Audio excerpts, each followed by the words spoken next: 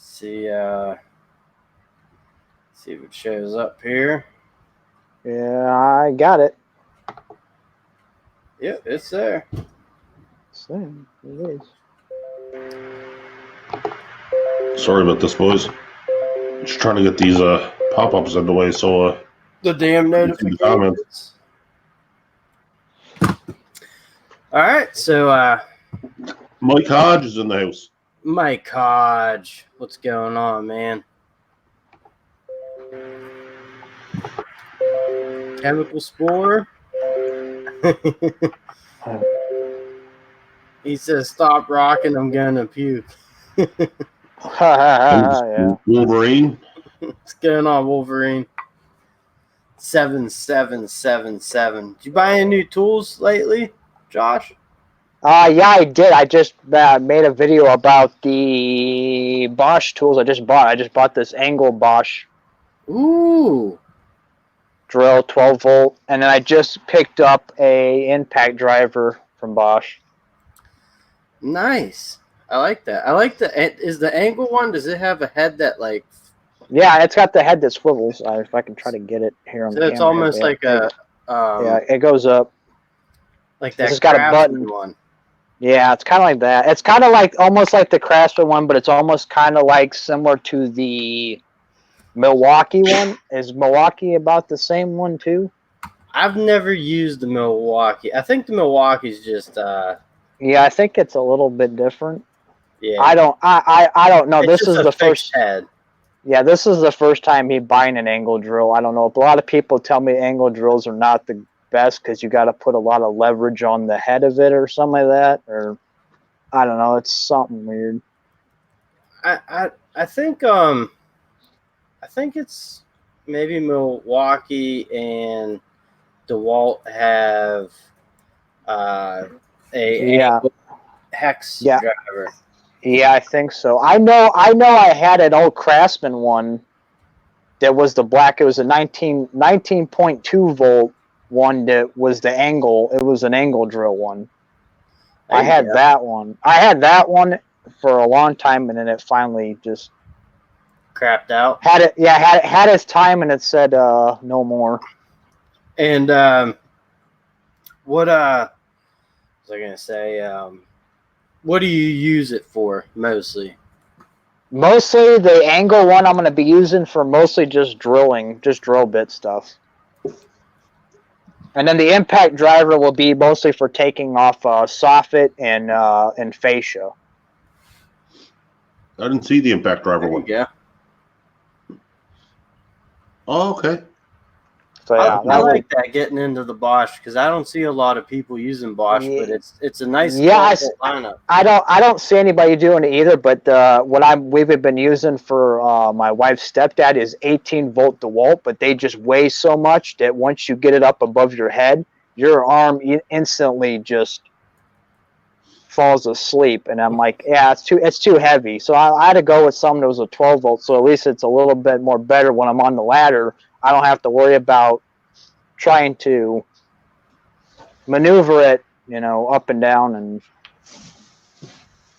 side to side, and all that other stuff. When I'm taking off the downspouts and everything, and then the soffits and all that. Tools and Trash says, I was thinking about getting some Metabo. That's another brand I'd be interested in trying out, but if it weren't so fucking expensive. Yeah, that's the thing. I don't understand that, why it goes from Hitachi to Metabo, but then why does the price change go from like boom right here to way up here?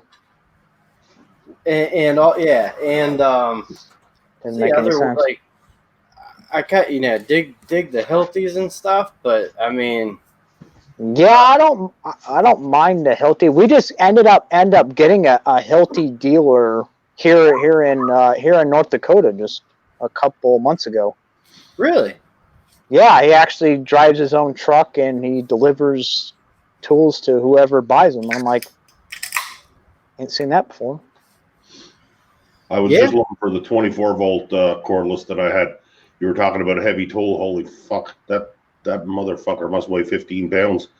Yeah, yeah, that's the thing I don't like about these big tools that weigh a lot. I was even using the 1/2-inch Milwaukee, and it was hurting my arm for quite some time just trying to lift it up and do some work under a vehicle. I was like, there's got to make it a little bit lighter, so at least you don't have to worry about lifting weights while you're working.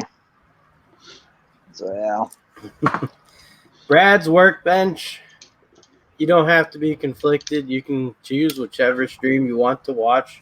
Some people I know recently, I've talked to some buddies, and they'll be talking about watching a live stream. I'm like, oh, so and so is also live. They're like, yeah, I got two things going here. You can always do that. Have you done that? No, I generally if I'm trying to pay attention, no, I'll just stay in one place. But no, you can run the two of them, but you're probably listening to one and just going with the comments in the other one. Yeah, probably. Yeah. I don't fucking know. Yeah. There's more than enough room for everybody. Yeah, no, and then at the end of the video, I showed my the tool belt that I got at Walmart. It's got a magnet on the front of it, and I picked up I know you like Stanley, so I picked up a Stanley 16-ounce hammer, and it's been working top notch. Yeah. Yeah, I know everybody that I know is going with the new the Stiletto hammers. The titanium, but the price on them are just not. I mean, not fitting for me. I mean, I just use it for when it comes down to just the sighting. We use a nail gun when it comes down to the shingling part. Right. So paying $200 for a hammer just doesn't. Well, that's nuts. Yeah, it doesn't make sense to me. I mean, unless you're a framer or you're getting into major housework, I can see it, but not for what I do. It doesn't make any sense. Yeah, I have a normal, regular fucking 16-ounce Stanley also. Yeah, that's pretty much all you need. You don't need anything really else special. No. Um, We're all dragging our ass a little bit here tonight. Well, I'm just trying to keep up with chats, but also like Stanley hand tools, they're made in the USA. You go Walmart and buy them for a decent price. I mean, a hammer's a hammer. Yeah. Yeah. That's the thing, is a hammer's a hammer. It doesn't have to be and fancy to do the job. It might wear out driving nails, but it's gonna break when you're doing something with it that you fucking shouldn't do. Yeah, no, like well, this one I don't believe that it would actually break under what I'm doing. It's pretty easy to use. Yeah, it's right here. It's pretty easy to use. Yeah, that's pretty easy to use. I mean, it doesn't. I mean, for driving in the nails that we're driving in pretty small nails. It's not really gigantic nails. Let's see. As long as it's comfortable, I agree. It's about that size nail. Oh, yeah, all day long. All day long. Yeah, you're not. There's no like big reason to have a really like a 22 or a 25 or anything higher than that ounce of a hammer. I just want to say, sorry, Everyday Fleet Tech. I'll stay in my lane. We're talking about framing hammers, not mechanics hammers. So there's really nothing here for you to debate. Yeah, no, I've got. We can talk about. Yeah, I've got many ball peen hammers. I'm good on those. So I'm just giving Everyday a hard time. Oh, that salty bastard likes it. Yeah, salty bastard. He's quick to debate everything. But it's good. The philosopher. Yeah, debates are good. That's how you have useful conversations. Yeah. Yeah. As long as it doesn't get mean or nasty, I'm always good with debate. Now, a couple people here saying S-Wing. Is it S-Wing? Is the Yeah, S-Wing is made in the USA. I'm actually thinking about getting an S-Wing hammer or a nice Vaughn. Yeah, well, I was gonna say Matt Nixon. What's up, Matt Nixon? He said,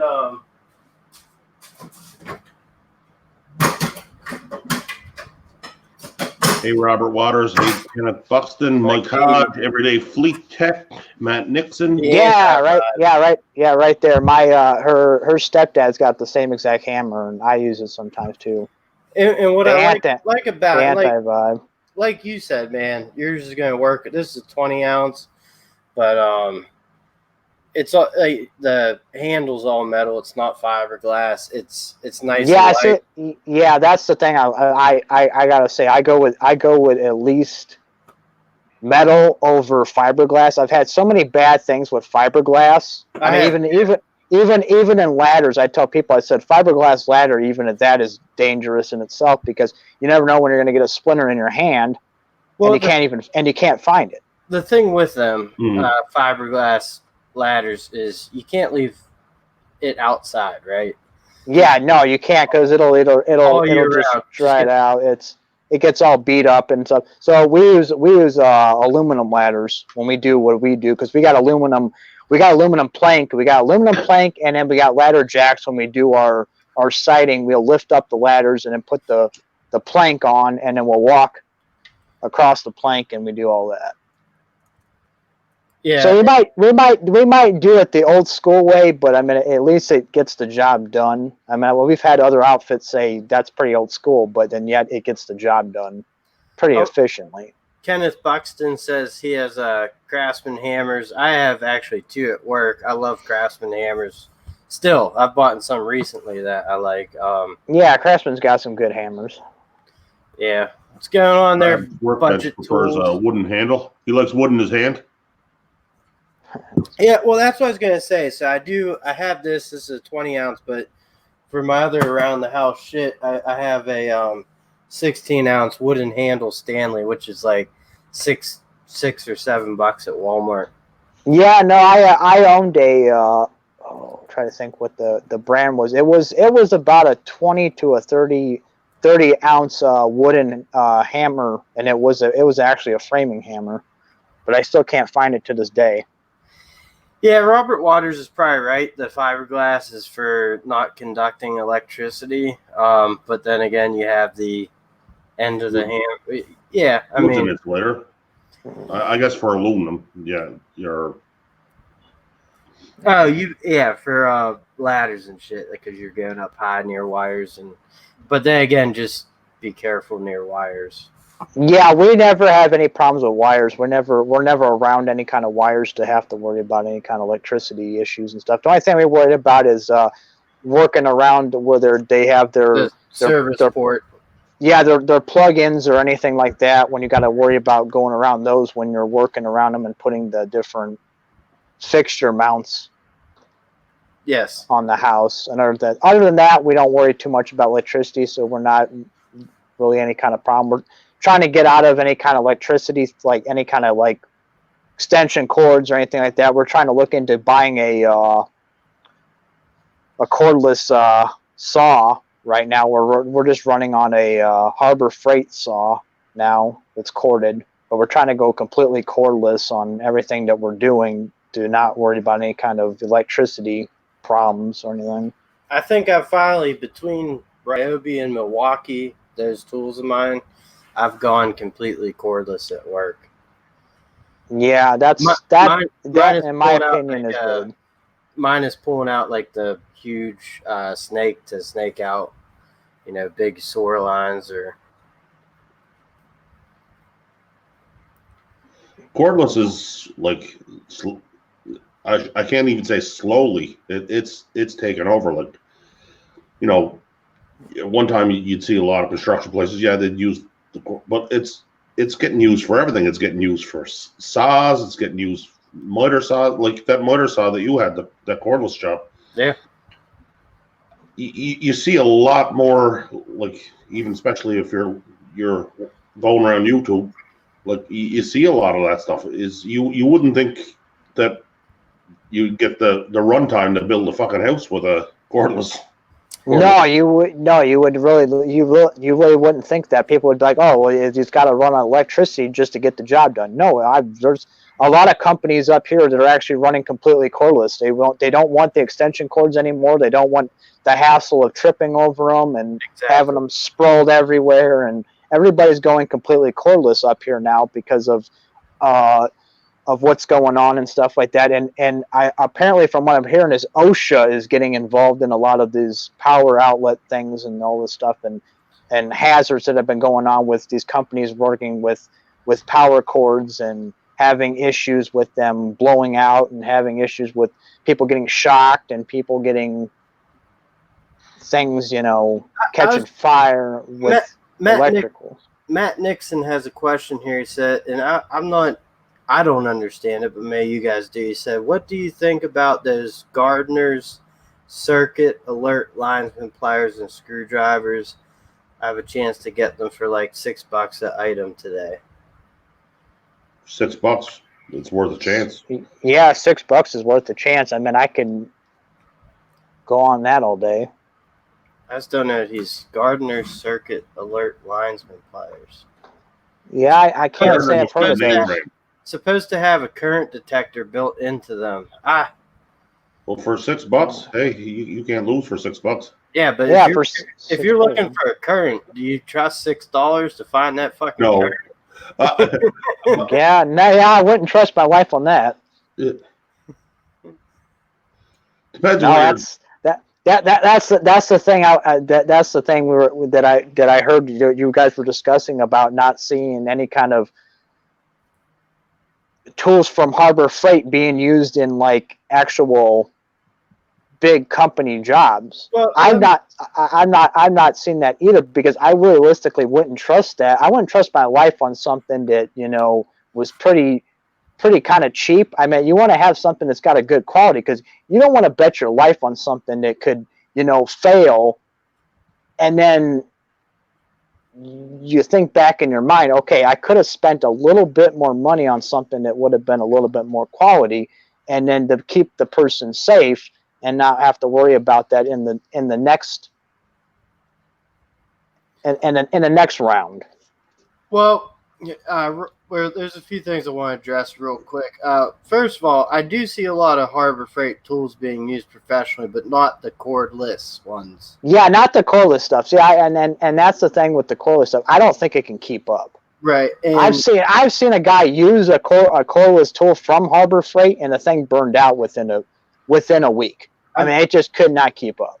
I've never even seen one like out. I saw it. The only thing I've ever seen was I worked with a guy who brought in a corded Drill Master drill, which it worked for him. But yeah, Robert Waters says I can see the ease of use of cordless tools, but come on, if you're too stupid to deal with cords as to safety, you cannot be allowed to work. I would say that I definitely use them because they're a lot easier than busting out a bunch of cords and stuff. But for you, on houses and stuff, you probably would have a lot of wires and stuff. So I mean, yeah, it's less wires to worry about. I mean, the only thing we use as far as a corded item is the saw, and then we have our DeWalt radio. Okay. I mean, a lot of the trouble comes with the cords get bad, right? Even the extension cords, they get bad. Yeah. If they get bad, if they get cut, if they get frayed, then you got to go out and buy another one. So at least you eliminate having another need when you just go with a certain one product, and then all you need is whatever goes with that product. Well, if you invest in, say, like the Ryobi line, right? All the batteries fit. So if you got 10 tools and you got 10 batteries, you're not using 10 tools all the time, but you definitely have a stay of batteries to keep you.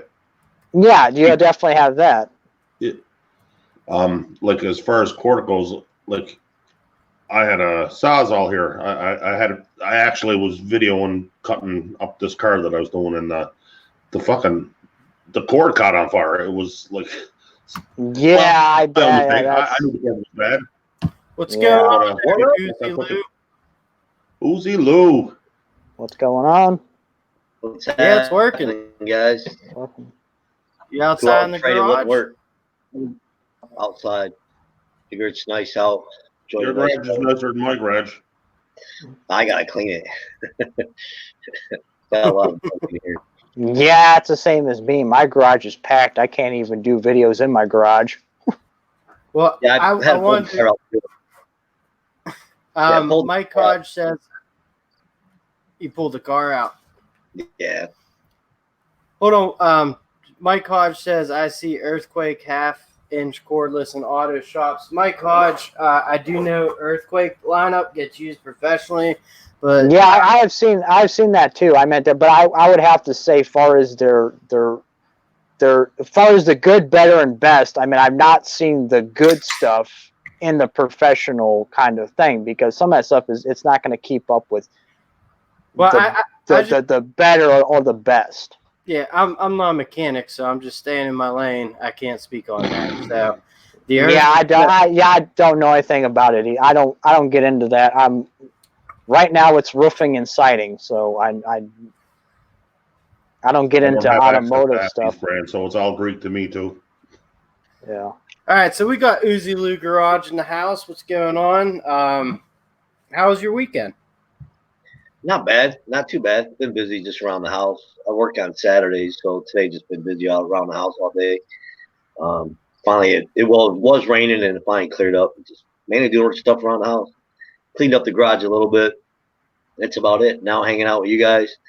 I got the Red Wing game on the side of me.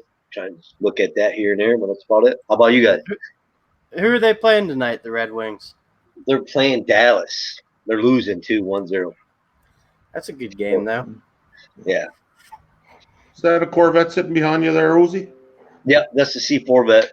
Our white one that we have, Okay. our 87. Yep.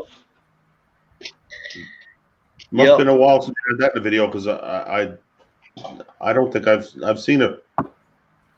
We have some videos on it. Working on it. I have a video on replacing the front hub and some detailing videos on it, taking it to auto shows, stuff like that. I have a few on there in the Okay, channel. I'll have to look back in the catalog.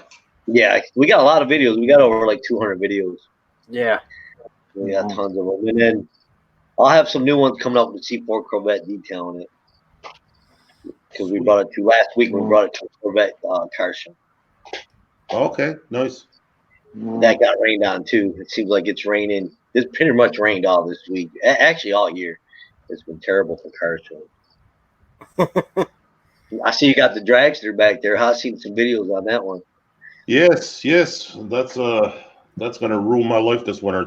It's 14 feet long, for Christ's sakes. It's like having another car here. It's That thing's long. I've seen them run before. Wow. But no, it'll be fun. It'll be fun. Yeah, oh yeah, the kids will like it. Yeah. Nothing to do for the winter. I liked your video on the Fusion fuel pump. Oh, thanks. They did a couple. I just thought it was neat, different, interesting. I would never thought to go under the back seat.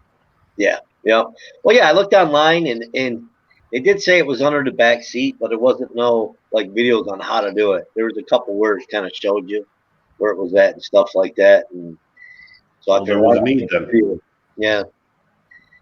Made a video to order the pump through Amazon. It was cheaper. I mean, it's a knockoff pump. It probably won't last as long as the expensive one, but that car has 170,000 miles on it, so I couldn't see spending over $200 for a pump.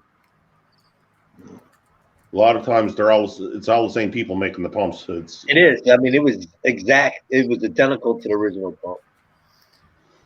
Yeah, it was dead on. You showed them side by side. It was like no mistake in that. That little gray Ford you got, Jesus, the shape that's in. Yeah, it's not too bad shape. It looks like $1 million. Yeah, thanks. I try to wash it here and there because it gets filthy at work. I usually try to wash it every other week and spray it down and spray car wash, stuff like that. I got to take it in tomorrow for a recall for the airbags tomorrow morning. Is there a recall on the airbags in that? Mm-hmm. Yep. Because the airbag lights on my dad's truck that I just took. Is it? Yeah. We have a recall on a Ford Fusion for airbags. We're gonna drop it off tomorrow morning. Yeah, shoot, a week ago I had a recall on the Jeep, so I took that a week ago. It seems like the last couple weeks I've been doing every Monday recalls. How many cars you got in the stable, Uzi? 2 days. I got 1, 2, 5. Got 5. Too many. Well, I got the kids' That's a truck. collection. Yeah, and in my car I drive every day. The vet, the wife's Jeep, and then my Dodge Charger. So I had 6. That's on the channel too. I gave it to my brother last year, so to keep it in the family, it had a lot of work on it. He's got that now. He can enjoy it with his son, with my little nephew. Nice. Yeah, I didn't want to sell it. You do a lot of this car stuff with your kids, huh?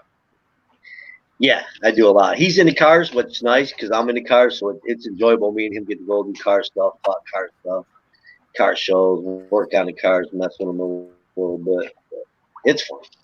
I'm glad he's into it. So Yeah. something we can do together. Now the wife hates it, so she just stays home or goes shopping. So she's not. Not hard to be into cars in the Motor City. No, right? Yeah. There's a lot of stuff goes on in the summer for cars. A lot. Pretty much. If the weather's good, you can pretty much find a car show every day. In the Really? area. Yeah, pretty much every day. There's a lot of clubs that have shows, 7 days a week, if the weather's permitting. And like I said, I guess this there's probably still a lot of iron that's laying around down there that, built by the family, stayed in the family, kind of. Yeah, there is a lot. You meet a lot of guys at the shows and that, and you get to talk to them. They had their cars forever. They built them, or a lot. Some of the guys will, build them and sell them and then do another one, stuff like that. You meet a lot of guys at the shows that are working on them. And some of the stuff they built is crazy. I have a video of a Ford Ranger. It's twin turbo with a Chevy. I think it's a 632, and that thing is crazy. And that's an old guy that has it. He built that in his garage. I think he's like, close to 80 now. And he's at our coach car all the time. That thing is crazy. That car's so sweet. He did a lot of work to it. But it's nice to meet guys like that at the shows, You get to learn from them, stuff like that. Yeah, you probably bump into a lot of the same people here and there. Kind of like a little community. Yeah, usually our local one that we always like to go to on Saturdays and Saturday nights is that Big Boys or Leon's Restaurant. And they're usually the same guys. It's the same group. And you'll get new guys to show up. It's here and there, but it's mainly the same group of guys all the time there. You can guarantee the same guys will be there every Saturday. So, community. Yeah, it's a big community, and you become friends with them and stuff like that. So it's pretty cool. So I got a couple of friends that hang out there.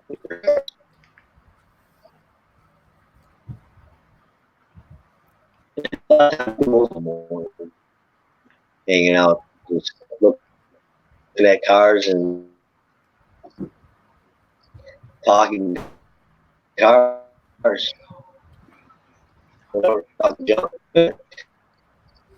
Like when I was growing up, cruising the drag was a thing, right? You got your license. That's how you drove up and down that main street all fucking night long. That's what we did around here, anyways.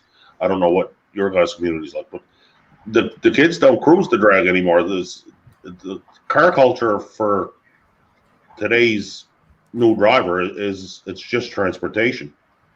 Yeah, a lot of it. Up here, a lot of kids do that in high school. Yeah. So they'll take the main drag all the time. It depends on the area too. You're pretty steady on the weekends, Certain areas. Woodward's still happening every weekend. Not as much as the official day, but every weekend it's pretty much happening. You can find guys out there or just park out there every weekend if it's nice out. Telegraph is slow a little bit. Depends. That's hit and miss, especially pretty much every week. Just not No as drag bad racing on Telegraph Road. until you get kicked out. Because a lot of times the cops will kick you out of parking lots too after a while. Really? Which is Cops that are nobody's out here, doing they nothing kinda wrong killed with it. just hanging out. You know, They just don't like here go hits. people Everyone goes. gathering in a There's group. a guy spots at night. The guy. Usually, when the two guys want to race, it's like they go do it, and a couple of their friends, and that's it. There's no cameras. There's no filming. There's a few spots that the guys will go do it. I mean, you would, you would have to be crazy to go film a street race. Like, you're not going to get away with it, right? Not now. No. There's too much. No. Yeah, there's too much at stake. No, yeah. I mean, they're doing it. They're doing it secretly. I seen what channel is it? Jesus, bigger channel. He's probably in the 10 to 20. I'd have to look at my subscriptions, but like his father got that old black half-ton pickup with the nitrous on it. Uh-huh. And they actually showed a street race. Like, that's you do not plead the fifth. Do not provide any evidence against yourself. You can't cover how fast you're going, trying to make sure there's no signs on it. So when I do some rolls on it, I just do it in the open and there's nothing around. You're not going to get the signs in this. And plus, I'm not racing one. I wouldn't do it. The only way I do it if I was racing at the drag strip and then film. Yeah. I don't mind showing drag strip. It's a fit. But yeah, you can't be doing that. It's too much. There's too much to lose. No, you will. A side-by-side race on a 2-lane blacktop, it's stunting and dangerous driving, and it is, and anything can go wrong with the car. Someone can pull out in front of you, anything. You gotta watch. So I just like going to car shows and hanging out and get on it here and there by myself, and that's it. Everyone's on their phone, so I mean, you can't. That's it. Right, dude. They can just record you doing it. They don't even have to be around. Yep. And it's too much to lose. Yep. Hang out at car shows and go to the drag strip, because I do have some videos on us at my wanted. Keep renting my own truck and on the strip, stuff like that. So keep it at the track.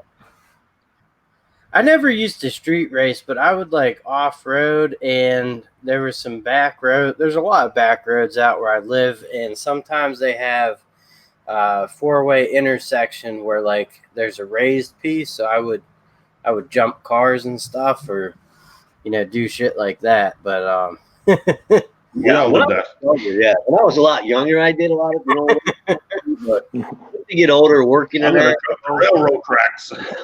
This guy, railroad track. Yeah, those are good. Oh god! It's when you lose the front bumper of your parents' car and you don't even realize you did it. That's when you realize you gotta stop doing it. Yeah. Oh, yeah.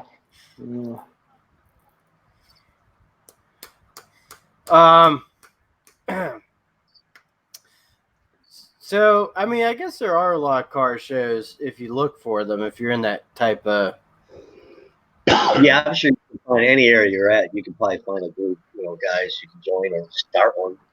Start hanging out somewhere. You get that Cadillac, Neil, you'll have guys hounding you to go to car shows. There you go. You can have your own live car shows at the thing. Would that caddy fit in your garage, Neil? Yeah, I don't see why not. I think it's a little bigger than your truck is. Well, yeah, and I still have about another, I'd say 5 feet in front of my truck. You'd make room for it. No. I would stick it up on the side of the house and tarp it for a bit till I could actually start work. I could maybe purchase it right now, depending on the price, but I'd have to, do do what I can with the little that I have, but I couldn't do like a full fix right off the bat. I don't think like today, like especially with the gas monkey thing, patina is a thing, right? As long as it's got good interior and it runs good. Yeah, I wouldn't paint it or anything, but like for me to actually go through and like you do that stuff. Yeah. I don't. I can figure it out because all it is problem solving and parts and shit, but it will take me a longer time to do that type of work. So to actually go through the mechanicals of the vehicle probably take me a little bit of time. Yeah, like for that generation of car, it's a pretty simple operation, right? Well, You could handle it. It's a what did we decide? 72 or 70, 68, somewhere in there? I think it was a 68, I think. 68. Yeah. Coupe de yeah, Ville. it's pretty basic. We should be all right messing with it. Yeah, I mean, Cadillac engine in it. Yeah, it has the it had a big engine in it actually. But yeah, I don't think it'd be too difficult, just like more time wise. With all my interior was good in it. Yeah, it was. Floor was good. Rocker sills were good. Everything that I've seen about the car, you take that car and get the carburetor looked at and put a set of plug wires on it, change the oil. Well, we have in Pennsylvania, we have very strict emissions testings. Not just emissions, but the actual roadworthy. I know. I know what you mean. It's the same thing when I used to live in Northwest Indiana. If your car didn't pass a certain inspection, it wasn't on the road. Like I know in Cleveland, like as long as the brakes work, they let the car go. Fucking doesn't matter. Yeah, it's the same thing up here in North Dakota. I've seen people running vehicles that are from like the 40s, the 50s, and anything. I mean, it might look like an old rust bucket, and it's still running up here in North Dakota. But they don't use any kind of salt to rust it out. Basically, is what it is, and they basically are able to run any kind of vehicle you want to run. So I've seen a ton of classic vehicles running up here in North Dakota all the time. Yeah, we don't have those state tests. There won't be many cars on the road. Yeah. If we did. We don't have emissions testing yet, but it's got to have its catalytic converters if it came with it. Right. Well, actually, you know what? That Cadillac probably doesn't need emissions in Pennsylvania. No, it wouldn't. Yeah. Yeah. But the inspection, it would have to pass with, and they don't do just brakes. It's like fucking everything. And well, you're gonna put your kids in it. You want it to be safe. That's the kind of way I operate. If it needs a ball joint, put a ball joint in it. If it needs a tire, then that keeps you on the right side of the center line, right? Pretty much, right? Yeah. Yeah. Some things you can't fuck around with. That's pretty cool, Mike. They have they cleared the dealership for car shows on Friday. Seen the comment. That's pretty neat. That's pretty cool. They do that. How are those the Makitas working out for you? Me, great, man. I even used them put a brush on the end of one and to help clean the interior. I mean, carbon on my car, on my Fusion. That's awesome. It worked out pretty good. I think that's nice power. Yeah, thanks. Those things are awesome. I used them a few times. That's awesome. Yeah, they work out pretty good. I actually I bought this little guy to start using and test out. It's pretty nice. The subcompact 18 volter. I like Makitas. It's a good lineup of tools. You were showing us today how to lift weights, get fit to work some tools. Yeah, that was a fun video to make. Yeah, it was about what it is. It was, a lot of the big detail channels are reviewing that new DA polisher out, that polisher that's out, and it's a mid-grade one. I mean, so I bought it for an upgrade on mine. It was $150. And so, they're coming out with videos that saying it just vibrates too much and you can't get a car down with it because it vibrates so much. I'm like, really? You know what I mean? Mm-hmm. And those guys are used to, and also those guys are used to, real expensive polishers too. So they're going to feel a little bit of a difference, the vibration. But when I grab that, it's a lot better than the one I have, that cheap one that I have. It was I'm that like, cordless too, right? No, it's got a cord on it. What's nice is it clips in there. So you can even buy their extension cord that they offer. That's So nice. that's nice too. Yeah. So I might order that the longer cord. But yeah, that was just to make fun of them a little bit and have fun. Oh, you gotta have Because what fun with it. it is, dude, I read the comments. Some of these guys are right now. I'm not. There's nothing wrong with it, and especially if you're not doing detailing every weekend or every single day. I mean, for a professional that's detailing every day, it might not be good, but for the guy that's doing it once a week, it's perfect. Or one car a day or whatever. Well, that's the thing with YouTube, though. YouTube, you can't, I don't know. Like, people they already have their opinions going into what they're watching, so you're not going to change anyone's mind. You might just be adding to a conversation. Right, and it was that, too, and about a week ago, this one guy was a Facebook group. He had questions about that charge, that ceramic spray wax, and all of his questions, my video pretty much answers his questions. So I put the video in there for him to watch it. He watched it and he just dogged it. Like, well, you only got 1,000 subscribers. Your opinion don't mean nothing. I'm like, really? I'm not doing a real test. I'm like, and I'm thinking, you know what? My channel will never grow if these guys are believing everything that all these big channels are saying. And it's like they don't see the truth, and it just pissed me off. So I made that video. That just required both of them combined, and I figure out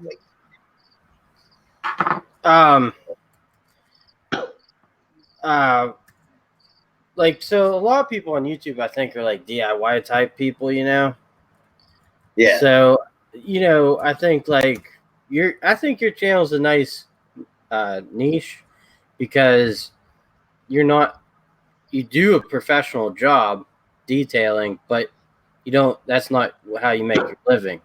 No, it's I do it as a hobby, and I get customers here and there. So you're giving honest opinions, Yeah, and I've been pushing a little bit more this year. I get more customers, and I did one detail. Me and the kid did a 1966 a Chrysler 300 a couple weeks ago, and this guy has I can't give his name or location, but he has a collection of cars, and he was happy with it. So we're kind of hoping to do a little bit more of his cars that he has in his personal fleet. Yeah, and so we're still waiting, but they were happy with the work we did to it. I did a little bit of extra work to it. We made it look really nice. A lot of what I like about what you started doing the last couple of months is you'll get that cheaper product, and showcase. You're not just showcasing the $60 bottle of wax. Geez, I think there's even one there on Zip Wax, if I'm not mistaken, or something similar. You know what I mean? Like turtle wax. Yeah, turtle wax. Videos on turtle wax. I kind of mix it up. I mean, the reason why I buy the auto detail products that come out or stuff that's been out for a while, I just like testing it. I enjoy, testing to see if they work or see what they can do. Each product is, has its failure in something, but they work, certain ways too. The plus and minus of that, actually, they all have the plus and minuses. I just enjoy doing it. It's like a therapy for me, Come out home from work and try a product out around the weekend. Just like doing it. I mean, if I like doing it, I would not buy these products and test it. The motorhome wax that you had on your son's truck there. Yeah, that was impressive. Like what it did. It did everything. It did. I put it on his tonneau cover, and then it's been 2 weeks, and it's rained pretty much every single day after I put it on there, and that tonneau cover looks clean still. I sprayed it on that. I put it on everything, and I couldn't believe how clean it's still keeping that tonneau cover. It's not collecting dust either on that product, and it's something you can buy at Walmart for $10. I'm looking for that next time I get to It's in the Walmart. RV section, and that stuff is just everything. You can put on plastic; it doesn't shine in plastic if it's dull. It just makes it look cleaner. It takes that gray look away from it, though. Yeah, actually, The haze. if you guys have a way to talk in the chats real quick, just say hi in the chats so people can subscribe to your channels. Thank you, Jason Reynolds, for that heads up. What's up, Martin Herrera? Well, this is like, I think the only second, third time I've ever been lying. I was going to say that, like, I really like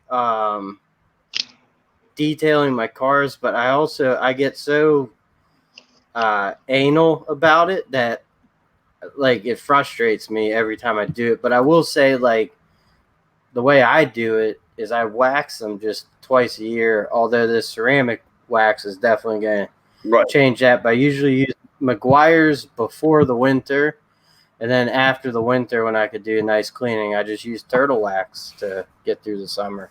Yeah, that spray that spray that I sent you is perfect for stuff like that. Wash it, put it on there, and that stuff, just 2 applications of that would last you 5 months, if not more. I mean, that's the test we did on the kid's truck. I think I used it like a month and a half apart, and then that stuff is great. I mean, that stuff is perfect. Just every other month put it on there. It just spray it and rinse it off or dry it off, and it's good to go. Yeah, it's a very easy product, and it, like, after you do it and get it done, the car looks fantastic. And every time I've washed them after, they still. Brad hasn't washed his truck in 3 years. I was just getting ready to say. Here, I can actually probably link. Or do you guys send your things, or do you want me? I can send your links on. I'll do that real quick while you guys get a conversation started. I washed my. Well, I don't know if I put the second one up yet, but I found a couple of old school car washes, the ones that actually touch, that have the cloth. Like, they do like, if you're in a hurry and you got to go to the car wash, they do a much better job than the sprayless, the touchless ones. Yeah. I just usually rinse it off myself, and I come home and hand wash it. I even hand wash it if it kind of warms up a little bit. I'll come out and wash the cars up a little bit, or I'll bring buckets to this corn wash and use their water, but I'll use my mitt and whatever soap I have in the bucket. Yeah, and just hand wash it, because sometimes in the winter there's hardly anyone there. There's a couple by me that's clean, and there's hardly no one in there. You can have that bay all day. You can probably wax the car in there if you want to. Yeah, pretty much. All right, guys, I'm putting the links to your channels here in the live stream. I'm not rich. I just like doing it clean. Yeah, I don't wash my truck that often. It is a work truck, but I should, because that's part of taking care of a vehicle. What it is, too, and you gotta enjoy it. I mean, it's easier for me to go out and wash, once a week, whatever, every other day, or all the vehicles. I enjoy doing it. It's just like I said, it's like my therapy. If you have a bad day at work, that's I turn to that. Clears you out a little bit, and you feel good. Like, look at the results, and you're like, dang, that looks good. Have a beer, and then sit back and the shine on a car. Good times. Yeah. Well. All right. Looking in the chat here, it looks like William Logan needs some help getting a 4.6 out of a F-150. If it's the style F-150 that I'm thinking of, William, the cab is sometimes the cab got to come off of them to get the engine out. Because Caper, he said he would pay for travel expenses. What? You're pretty close to him. He lives in Vermont. I'm about 14 hours from William Logan. We would make a hell of a video. It would make a hell of a video. Yeah. Is that why you don't like washing cars, Brad? You had to wash it every weekend when you were a kid. What's that? Well, Brad's workbench. He had to wash his dad's truck every weekend. Is that why you despise it? Probably. Shoot, my dad made me do brickwork when I was a kid, or sanding hardwood floors. So I can't stand hardwood floors. Sand them. I grew up doing body work. My dad had a body shop back in the day, and I think I was 11, 12 years old. I was patching floors and Oh yeah, my dad worked me. You know, bricks, sanding floors, everything. Late at night, weekend. yeah. Yeah, that's laying floors sucks. I do a lot of that work, and See, we used to go to Detroit middle of the night. If like a building burnt down and all the brick next to that old brick, and we would go out, whenever at night. Maybe we'd be there till 4 in the morning picking up brick, loading the truck. There, a few people, a few places were doing it. It's old, all that brick. yeah, I mean, well, there's that. I think I was 10, 12 years old. Yeah, was that your like first type of job then? Yeah, I didn't get paid, but it was just, work. It was my job. It was the same way. I didn't get paid, but it was my job. You get paid. You just got to eat. Yeah. Well, Caper, what was your guys' first paying job, non-family? Non-family. When I started going to trade school, the only thing that I couldn't get a job at McDonald's. Like there was where I come from, it's probably like Pennsylvania was after all the coal mines closed and everything. Like this is a coal mine town. Once the coal mines dried up, man, there was no work here. I got my first paid gig was delivering flyers, and I got paid $50 a week to drop 500 flyers and 500 mailboxes. But I paid my way through vocational school. There you go. Yeah. What about you, Josh? Mine was working at Kmart in high school. There you go. I was the cart pusher. Really? Yeah, I was the cart pusher. I went outside and got the carts. That's a good gig. I'll be honest. It wasn't bad. When I go to stores and stuff, I always return my cart to the proper location because I feel bad enough for those guys already. Yeah, I usually do the same thing too. But I mean, I found carts in the funniest places. That I mean, they were in like stores that were next to the building. They were in like the next across the street. Actually, someone took a cart across the street to the other store, and I think it was a Menards, and they were in the Menards with the cart. and Menards called Kmart and said, "Well, someone's got your cart. They're using it at our store," and I had to run over there and get it. And I'm like, "What in the world is going on here?" Anybody remember the Ship Your Pants commercial from Kmart? Yeah, I do. I thought that would have put Kmart back on. That was a great ad. Yeah, I don't know. Kmart's on its last leg up here. Yeah, I don't remember. Right when Sears went out, basically Kmart's now on its last legs. They're pretty much selling almost everything at rock bottom prices. I mean, you can go in there and buy whatever Craftsman they got for dang near pennies on the dollar. Well, Amazon has knocked the shit out of the older big box stores. What about you, Uzi Lou? First paying job. First paying job was in high school, McDonald's. All right. McDonald's, and after McDonald's, I went to be industrial painter, sandblasting, structural steel, all that. Basically, we worked behind the iron workers. Whatever they put up, we were behind them painting. I climbed steel, buildings, everything. Traveled all over a lot of places in the United States when they were building new buildings. I was at the Toyota plant in the 90s. BMW plant.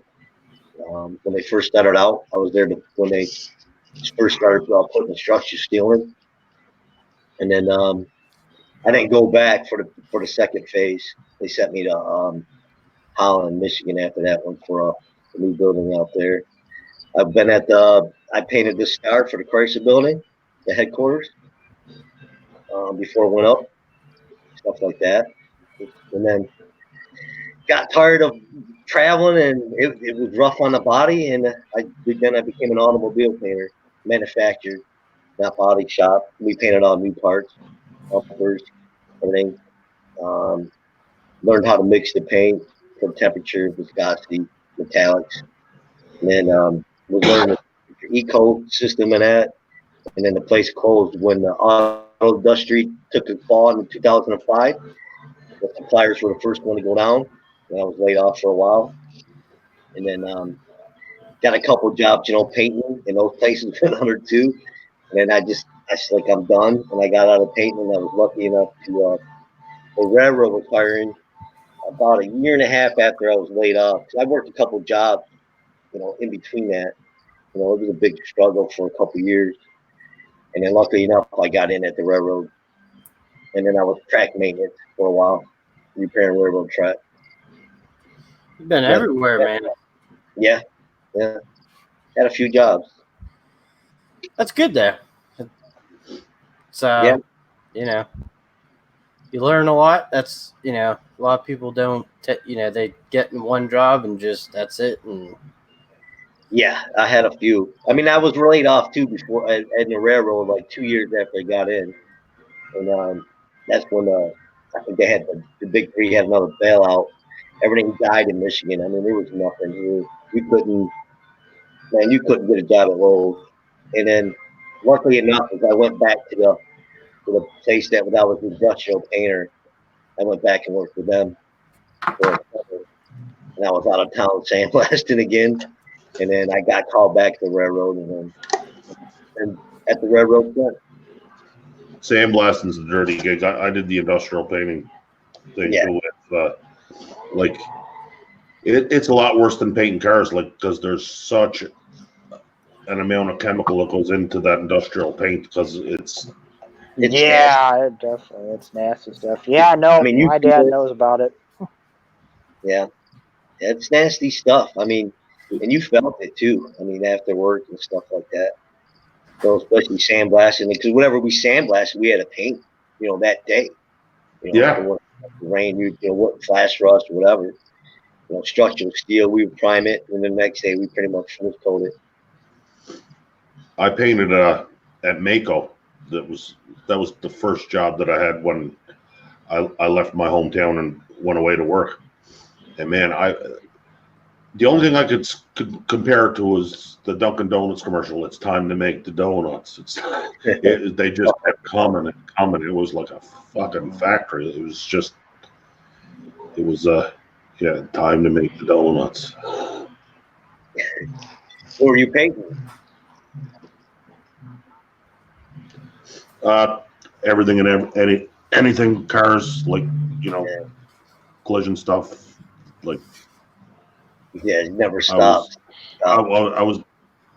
It never stops, especially at a place like Mako's, because they had the the $4.99 sale and the all the sales. So you're painting with, you're either painting with cheap paint or even their good line of paint wasn't a great line of paint.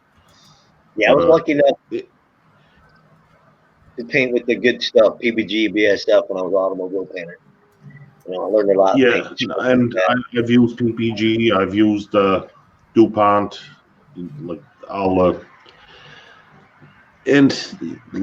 they went to that waterborne system, I was. They don't. I know they don't use waterborne paint at Mako. They even haven't switched, because as long as you can get away with solvent-based paint, you can force it. It will dry faster, right? Like the water-based paints, you need fans just to take the dampness out of. Oh yeah. I got out of It's not really water. It's not like you can drink it. right. Yeah, I know. I got out of it when it was starting water based. They were starting to come in effect for auto. That's when I was getting out too. Now mostly like whatever I'm doing now, I'll pick up my own stuff. But if I can do it with acrylic enamel or a urethane, in one stage, I'm doing it, and I can blend in so that you can't even tell. So it's that's good. Yeah, like especially if you're working on an old car, you're just trying to match the finish. Yeah. Like, so if you make it look too good, then it stands out. You just want to match the finish that's there, right? Yeah, I mainly did all new. It was all new factory new stuff. Yeah. I didn't do none of the old for the auto. Just that, on my own at home. But yeah, it was all new. And same thing, it had to match, the colors and the snap mills out of it. You have to have the mills on the base cleared, stuff like that. But good time. I don't miss smelling that stuff though. And that nasty thinner, MEK and all that junk, xylene. Yes. UFC. All the other cyanides. Yeah. Now let's get into some tool talk here because I know we all use tools. Caper, what's like your assortment of hand tools? Where do you go? Where's your first place up in Canada? What kind of brand? For us in Canada, it's generally for hand tools. If you're not buying off the Snap-on truck, and I don't go to the Snap. Like there's some stuff. If I was in the industry, yeah, there's some stuff that you have to buy off that Snap-on truck. But I'll just go to Canadian Tire, and they have a master set there that it's got 500 pieces. It's their best stuff, and it's good hand tools. And you pay $2.99 for it, and it'll fill a toolbox. And what about you, Josh? Where's your go-to for like tool shopping? Oh, geez, everywhere almost. I go to Napa. I'll go to Acme Tool. I'll go on the tool trucks. I'm everywhere almost. I can never find an exact one specific place to buy tools. I'm just everywhere. All my tools are all like just all different brands. I mean, it's from down to. I just picked up this the other day. It's a Matco all black and green ratchet. That's nice. I picked this off the tool truck. I'd go to bed with that. So yeah, and then I got this, and then I just got that on the that live stream thing. It was that Mac ratchet. So I've got a Mac ratchet. Let's see what else I got here. I've got a Carlisle flex head ratchet. What else I got? I've got so many different types of hand tools. It's all different. It's all different brands. I go to Ace Hardware. I go anywhere. I've been to every store here in North Dakota that they have for tools. You can't stop at one store. You got to go to all and see what everybody's got to offer.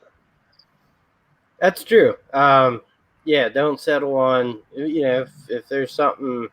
Yeah, if there's someone else has got something else that's somewhat similar to it, or they got something that's new and another store doesn't have it, then why not take a look and see what they got? Just like comment.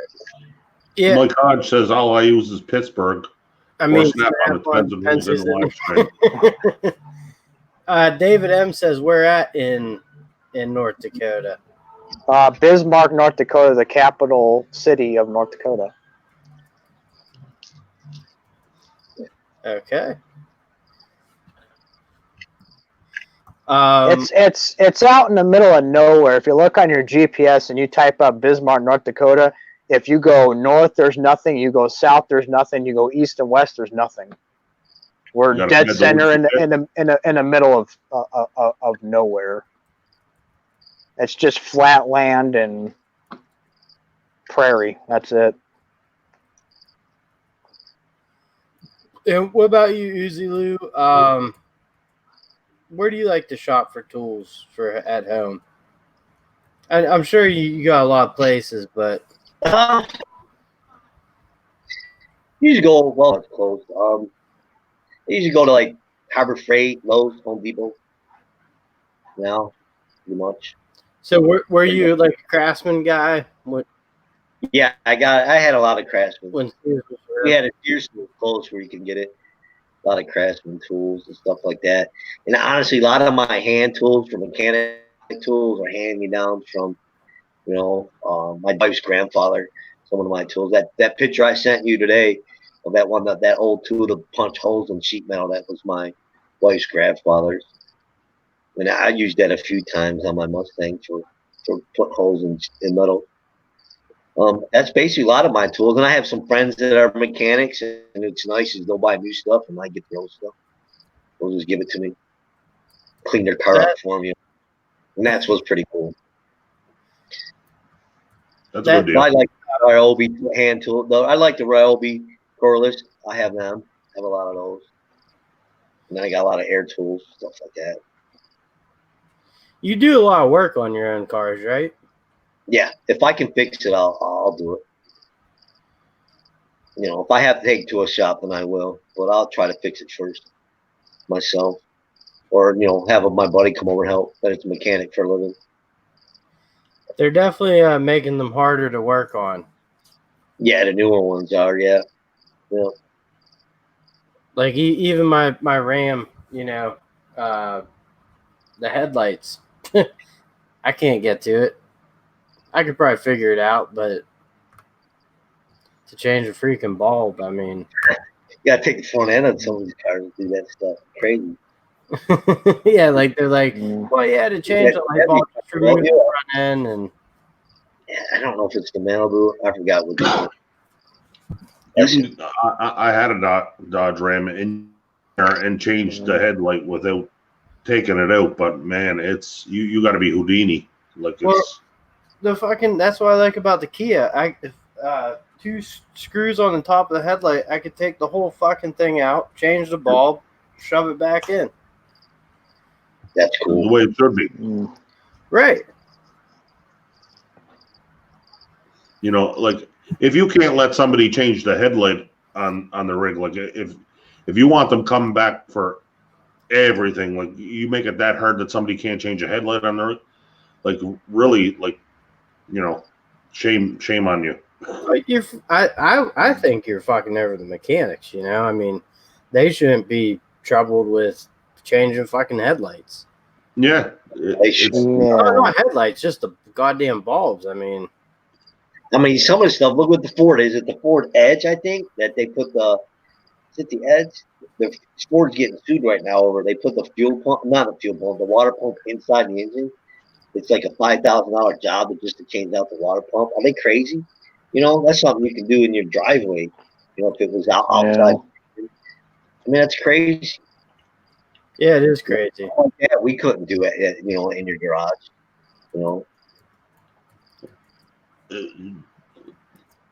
Like I'm not sure which engine it is you're talking about, but there's it's online. It wasn't too long ago, maybe a month ago. They're getting sued over it.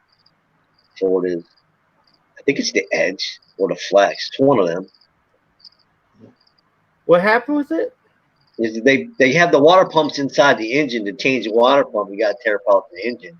The engine got to come out. Yeah, the engine's got to. Like what? Job to change out the water pump. Junk from work. He's a Ford tech. And I think he just did a. God, I don't know. It was a vacuum pump or something for. Yeah, it was a vacuum pump.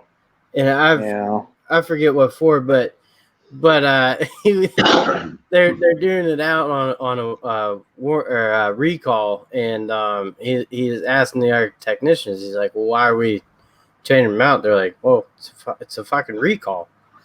And he's like, "Oh, okay." So. No budget tools. I'm in that. I like all cars. I'm not just a GM guy.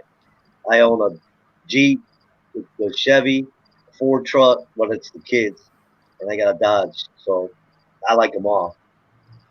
I got I enjoy all cars. I'm not stuck on one brand. I got an 18 F-150, and I got to tell you, it's the worst truck I've ever fucking bought. You have a friend, my buddy, that's a mechanic. When the aluminum F-150 came out, first thing he said, don't buy it, because he does a lot of work for Fords. Yeah. He don't work for Ford. He's a contractor. Anytime Ford has a problem with like a lot of their trucks, their Mustangs and that, they send it to his shop and they got to figure it out. Yeah. And My then, truck, it won't stop spark knocking. Like under a light load, it's you can hear the engine rattling. It's like fucking Jesus, just do something. It's gonna blow top off piston. yeah, oh yeah, yeah, no problem. Budget tools. Yep, I like all vehicles. It don't matter if it looks good and that. It don't matter who makes it. I mean, that's how I am. DIY misfit snuck in and stole my bag from my workbench. How do you do this? I'm trying to figure out to write it in. I can't. You got a you lot, have to man. have like a laptop, or if you're using your phone, then you're kind of screwed because you have to be on two devices to I see. monitor the chats.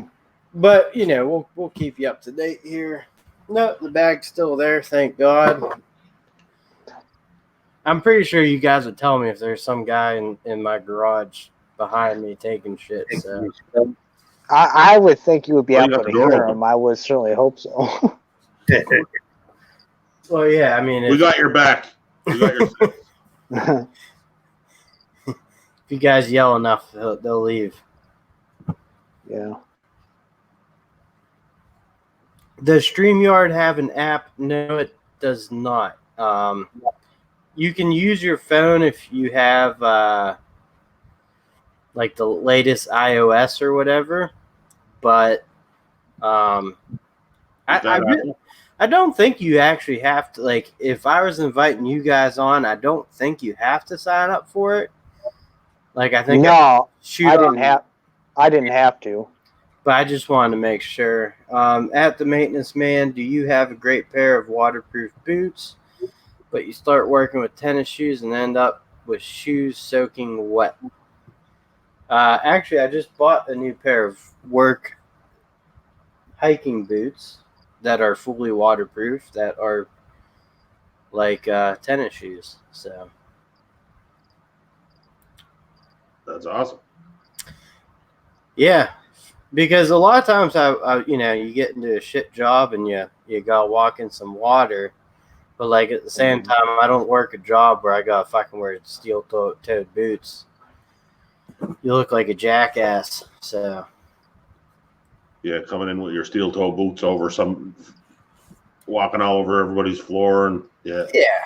I mean, I'm in people's homes. I'm not fucking construction.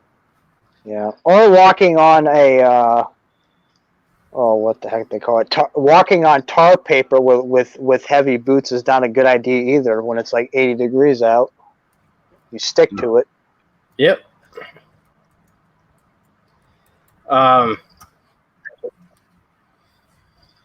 So, all right. So we've discussed. That's funny. What's that?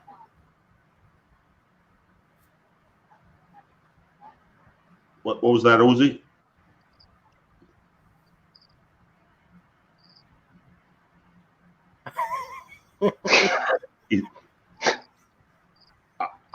Connection cut out? Yeah, all of a sudden it cut out. Oh, all right, Josh. Budget tool wants to know if you got card on Are you good? Yeah. Yeah, I'm cutting out. The Bosch lineup. What do you have? Any other future tools you might buy from that? Going into that? Yeah, definitely. So I just seen a ton of somebody brought in a ton of Bosch tools over at the pawn shop that I buy a lot of my tools at. And a lot of new ones are the 18-volt line. They're not 12 volt? No, I ended up getting the last of the 12 volt that they had. I was gonna say, I mean, 12 volt. I mean, you could run, this Milwaukee, which isn't even that bad, or I mean, this little guy. I mean, weighs like a fucking pound. Yeah. They make them so nice, light, easy. Yeah, they do. I'm actually, to be honest with you, I'm surprised, but the only tool company I've seen do it is Stanley Black & Decker, where you can take your old 18 volt and they have a adapter to put your 20 volt batteries on your 18 volt DeWalt does that too. Yeah, DeWalt has it. I haven't seen it for any other tool company that's come out with it yet. Well, that's which I'm very surprised. They pissed people. Well, two things: Makita, Rigid, Ryobi, all those brands have stuck with their 18 volt line. Yeah, some have stuck with an 18 volt. Or the assholes that went from 18 to 20, so they wouldn't have to pay Milwaukee the royalty because Milwaukee owns that right. But anyways, they pissed so many people off though going from no, trust me, they've done a lot somewhat more as far as me go, because if you pick up a Craftsman new drill driver, does it not look like a DeWalt? Yeah, but it's a little bulkier. A little bulkier. And I've noticed too that some of the cordless for the Mac tools look like DeWalt too. So I'm thinking, were they going into some kind of thing where everything now has to go off of DeWalt? Yeah, that I just didn't get. I had a friend of mine who bought a Mac Tools Impact, and it runs off of Mac DeWalt batteries because it's powered by DeWalt batteries, and it runs off of them. But he also said, he goes, I wouldn't be surprised if the Craftsman tools would run off the DeWalt batteries too, since they all looked about the same.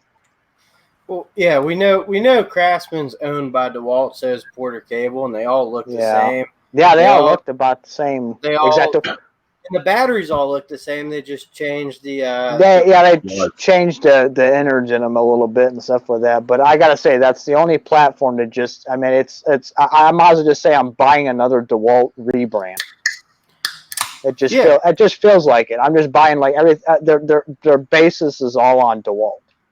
There's no one's going to have its own system. It's all we're just going to take off of what the design looks like, and we're just going to slap a different color or a different tiny little difference, but it's all going to look the same. Yeah, well, that's what pisses me off about, like, I like Stanley hand tools, but what pisses me off about the whole brand is that, like, you look at all the tools they own, the lineups, they're all about the same. They say the DeWalt's their quality, but they kind of shit the bed on DeWalt. They didn't produce a 12-volt lineup, which kind of really hurt them, and that's why Milwaukee and Makita – Milwaukee in the 12-volt, but like DeWalt now came out with their newest 12-volt line, and that was in July. Yeah, and they still suck. And it looks really any different than what it is already, what they came out with. They just made it a little more compact and a little bit more slimmer. But other than that, it's the same exact tool deal. There's nothing that waves a flag and says, "Hey, buy this tool." For some reason though, I'm still interested in like trying out new Craftsman cordless tool. Yeah, it looks like it's interesting to get into. I mean, I've seen a couple ones over at Menards a couple weeks ago. I took a look and I've seen and stuff, but it's nothing that raises anything to me to buy it and stuff like that. I want to go into a different platform. This is why I got into the Bosch line of tools. Yep. Bosch is a good name, anyways. Like it's not uncommon to see very old Bosch tools on any. No, it very isn't. I've seen many of different siding and roofing companies running with Bosch tools that have been around for. They've had them for years. He says I've never had to replace it, never had to get it fixed. I go, it's lasted me longer than it's lasted me buying a DeWalt or buying anyone else's tools. They've lasted out. And that for me says, okay, you know, I could have these tools for 20, maybe 30 years if used properly. Yeah, oh, for sure. You'll probably burn through them. You know, a cordless tool, you know, it's not going to last. It might. I don't know. I've seen some cordless tools. I mean, they've looked like they've been through the ringer, but function just like the day that they were just bought. That's true, but like, you know, like with impacts and stuff, I have a few older impacts where I can definitely tell like the hammering mechanism is not how it was years ago. It's just not working, and it struggles a little harder, and some of them have burned out. So yeah, I don't know. Maybe it's something about up here. I don't know if it's different. I know they've got so many different tool lines up here, but everybody goes with just whatever's comfortable for them, and they kind of stick with that, and they don't want to go into something that they're not too comfortable with. I want to get a good cordless 1/2-inch impact. That's going to be my next purchase. I have a corded one here, and like if you're because you're leaning over the thing, metal's coming out of the fucking thing. You know, this thing's, I'm going to lose an eye over it. So that corded one it's got to go. Yeah. From the brushes, or like it's just. I'm not sure if it's the brushes or the hammers are coming out of it, or it's yeah. No, still chugging along, but can we see it? Yes, it's a good one to get. It's a good impact to get, as you know. Yeah. What was that? I don't know what that was. The horn, the neighbor. Wow. I thought maybe someone set off their car alarm because 3 of us are in the garage. So we're all in the garage. Yeah, no neighbor hitting the horn. this motherfucker is heavy too. What is that? It's a Mastercraft. Mastercraft from Napa. We have a Canadian Tire up here. It's called. Oh, it's Canadian Tire. But man, for $49, I've had it more than 10 years. It still puts in work, but I've seen some people running on some DeWalt corded 1/2-inch impacts, and they still work good. But I mean, I've seen metal go flying. I've seen things shooting out of them, and I go, yeah, that's kind of a little bit dangerous.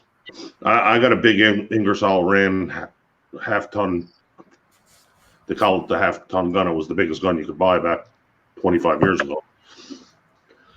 But you know, to turn the 220 compressor on and fill up the tank to take off a set of wheels when you can plug it into the wall, it just doesn't make much sense to be turning the compressor on all the time. Yeah, it really doesn't. I've stayed out of the air stuff in a while. The only thing I use my air compressor for is for painting. That's it. Yeah, that's all I use this one for. I use it for the sander and painting because, you know, they just don't make a good electric DA sander. Yeah. What's DA sander mean? Dual action, the feather edger for doing auto body work. They sell a, you know, you see the 4-inch ones, but like when you're doing body work, you want a 6-inch pad because that's what they sell. That's what they sell with. That's automotive grade papers. Is the feather edger. What paint do you use? Is it like this? Is it like this, old boy? Yes, turn it on its side. Okay, that's a square one or a rectangle one. Yeah, this is an old Craftsman. Yeah, that's more for woodwork, right? I've used this for body work too. Surprisingly. What did you say there, Ouzo? What paint do you use? You ever try Summit Racing paint? I haven't. I've been tempted to want to use because looks like there's some great lines of paint there that you can get and it's reasonable, but to get it across the border, it's hard. It costs more to ship it to me than it costs to buy the paint. Yeah, that's the thing. But then I've got this old arm breaker. Oh Jesus! Yeah. This is the oldest tool I've got. That's a corded tool. It's like a mixer drill. Yeah. Well, it's one of the 1/2-inch Craftsman Industrial series. And that was my grandfather's tool. Right now for paint, Ouzo, I've been using mainly RM and Limpco. Okay. I don't know if he's. Yeah, I heard of RM. It's not my favorite paint, but it works great for the price. Yeah. Their paint's not expensive. I used their epoxy primer before. They worked pretty good. They do look like they have a good line of packaged colors. Epoxy primer, like a satin finish. Yeah. No, that look is still cool. I like that look. Yeah. Satin. I like matte or like flat finish. Flat color. And one thing I do like about that Limpco line is they sell a flattening agent, and you can put a percentage in and get different levels of satin finish. Trouble with the computer?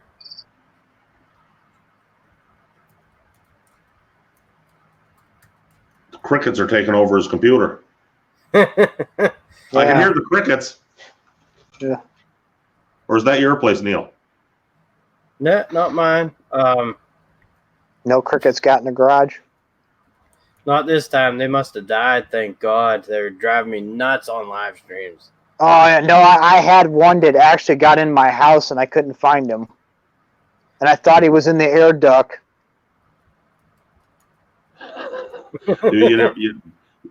I could hear I could hear him, but I couldn't see him, and I was looking around, and I thought he got into my air duct that I've got, because I've got air ducts on the top room where I'm at. There's like air vent air ducts, and I thought he got into there, and he was in there, and he was just chirping away, but I couldn't hear him. And then all of a sudden, it just about a couple weeks or whatever, it just stopped. So I don't know if he moved on or he died or one of them deals. Yeah, there's nothing worse. You hear something and you can't find it. Yeah, I know, and it drives me insane half the time. And then I had one where it was there was a hornet that was in my windowsill, and it was banging up against my windowsill. So I thought a tree was hitting my window. No, it was a hornet in there. He wanted after you. Yeah, no, it was a nasty one. I couldn't tell if this was like a super hornet or something. Because I usually have a window air conditioner that goes into my window, and I usually have to open up my window at least a half a ways to get it in there. And no, he must have got up into the machine and got into the window, because yeah, I heard him. I was like, some tree hit my window. Nope, it was a hornet. It's a hornet. Hold on. Who's back? I'm back. My internet. I guess we're having a little. Garage?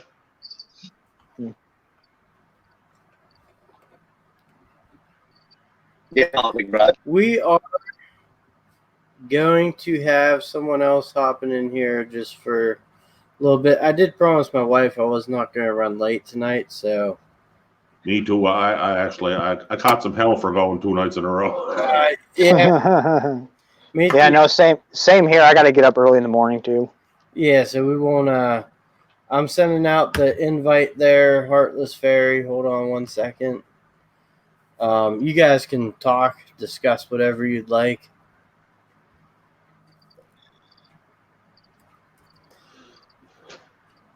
Can you hear me now? Yeah, we can hear you. Can Ouzo hear me?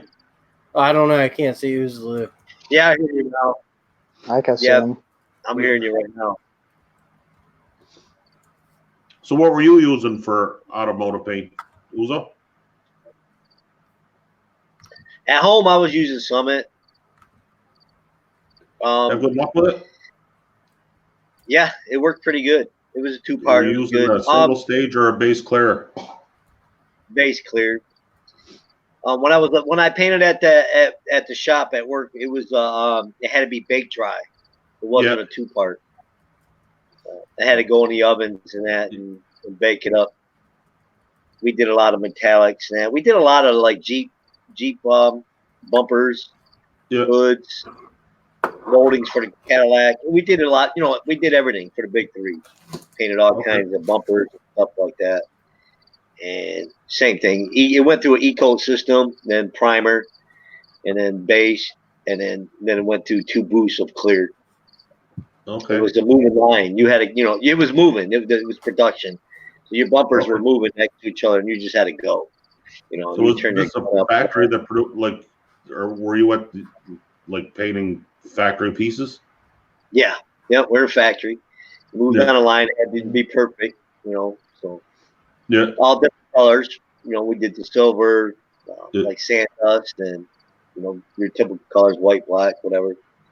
And we had a schedule. And they would just load it on the line, and it would come to us, and we just change out our guns. We didn't have to. They had a mix room where they mixed everything in 55-gallon drums. Okay. And it mixed it, and then they had the lines going to us in the booth, and we would just bleed out our guns and switch over to each color. And then we even had they were like turbines too, and it would spin out the paint and electricity, and it would stick to the part. And then we would just fill it in from mills or blow out the metallic for the metallic, and then the clear coat too. We had 2 booths for clear. Did you do much with the tri-coat system? Like a lot of the Cadillac. The tri-coat was. Yeah.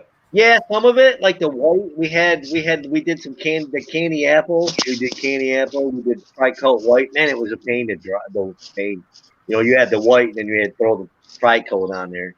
We would, we would schedule it once in a while. The candy apple was nice to paint. And sometimes we would try to make up our own paint. What's nice about working there, you could bring parts in. You could paint your own stuff. They didn't care as long as you did it on your own. I just want to respond to someone in the chats here asked, what's best cheap multimeter? I got this off of Amazon. This company actually wanted, long story short, they wanted to let me try it out, but they wanted me to pay for it, and then they would PayPal me back and yada, yada, yada. And I was like, fuck it, I'll just buy it. So I bought it. It's $20, and it's on Amazon. It's the company's name's Cronova. There's the info for you. But I gotta say though, it comes with alligator leads and regular. Stick on the back. It has a soft cover, and I mean, it has a bright screen that brightens up. It's pretty cool. For $20, I think that's pretty well worth it. And I never even did a review on it, but yeah, it's pretty well worth it. I was gonna say if it had a coupon with it. Well, and the thing I was gonna say too, Budget Tool says Craftsman. That's another great one. This one's not as big and bulky though as the Craftsman.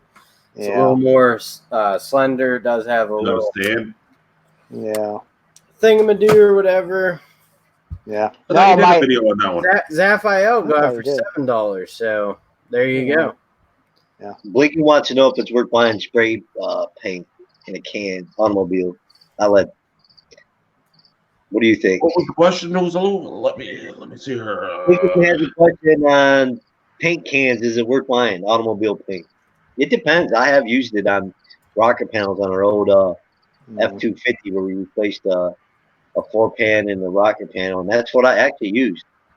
I used a primer out of the can, sanded it up, and then put the base on it and a couple coats of base, and I even cleared it, and it looked pretty good. It I matched think pretty good. the aerosol can. I think that's what he's talking about. And we have that's what I used. I'd used it before on the it works. It works pretty good. And pretty good. if you know what day you're doing it, and you're putting the clear coat over it. You can actually get them to put the activator in the can, so it's the same as painting. Yeah. If you know if you're ready to do the job and you get them to activate the paint, it's not a whole lot different than actually, it's not giving you the quality out of a $300 or $400 gun, but it will work. You get decent results out of it. Yeah. What's Power Probe? How's it going, Heartless Fairy? Hey, Hi guys. Thank you for joining us. Hello. Thanks for having me. I actually just got all this set up, so I'm impressed that it's working properly. Yeah. Do you use your own laptop? Yeah, and I'm on my laptop and I'm in my chair and in my pajamas and I look like hell, but you know what? I'm on. So So I'll ask again, best pair of tits in Hollywood. I gotta find that girl's name, man. Well, besides her, who's the second? Who's the second? Actually, besides her, tits aside, like probably one of the sexiest chicks I know of is Melinda Clark. She played like CSI. She played the Dominatrix, and she's played in lots of other stuff. But she is one dead sexy redhead. What's the name? Melinda Clark. Have you ever watched? Did you watch CSI, like the original CSI? Nope, but I'm looking her up right now. Yeah, look her up. She's dead sexy. But she played a dominatrix in CSI, and she is just damn, man. Yeah. Yeah. I'm gonna have to come up with new answers for tits though, because every time I get on, you ask. Well, that's because of that one night. I know. So it's just like a fun question. So yeah, now it's all tits when I get on. But now, okay. what's duct tape Tex? What's he doing tonight? He's sitting over there in the chair listening. He's not playing with his cobalts. Yeah, that's her. Oh, that's her. She's all right. She's super hot from head to toe. Right. Like, actually, hot bodies. Another one would be probably Jamie Presley. I don't usually go for super skinny chicks, but that girl is not got a flaw on her whole body. It's just there. And she's that chick from My Name Is Earl or whatever. She plays Joy in My Name Is Earl, and she plays on like a million things, I think. But she's in Joe Dirt. What about Jennifer Love Hewitt? I'm not a fan, really. I mean, she's got a hell of a rack, but I don't know. She just doesn't do it for me. This is the weirdest damn conversation. Well, we'll move on. Power Probe. We're looking at this Power Probe. And quite honestly, I mean, I don't think it would have any use in my industry. Because honestly, I can figure out three-way switches with the non-contact voltage tester, not even a multimeter. So I mean, there is another one. Hold on a minute.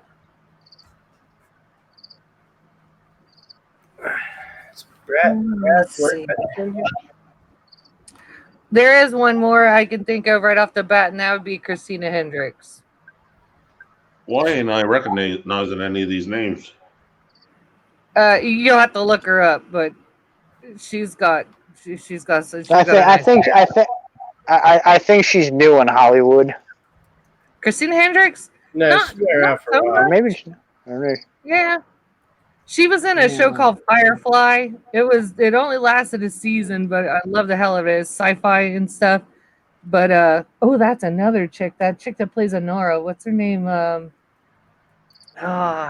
Shit. She played in V, I think, or something I like know what that. you're talking about. She's She's Canadian, I got think. dark hair. Hmm. That's Christina Hendricks, yeah. What's her She name? was in Marina Baccarin. The other chick was Marina Baccarin. She played in V and Serenity and Firefly and a few other things. She's pretty damn hot. I think she was in Deadpool. She was in Deadpool too. Oh yeah, that's it. Deadpool. She was that's that chick. Yeah, that was hot. She was hot in that. Yeah. She's even hotter in Firefly. She plays a like a hooker, a companion or something, but it's like a high class hooker kind of deal, and she's like super hot. I want to know if Mike Hodge is still in the chats. If he's say hi. I got something to show you. Or no, this wouldn't refer to him actually. I got this free from a my beer distributor the other day. The little cozy. It's pretty cool though. I mean, that little. I had it on private chat. I forgot to say. You know.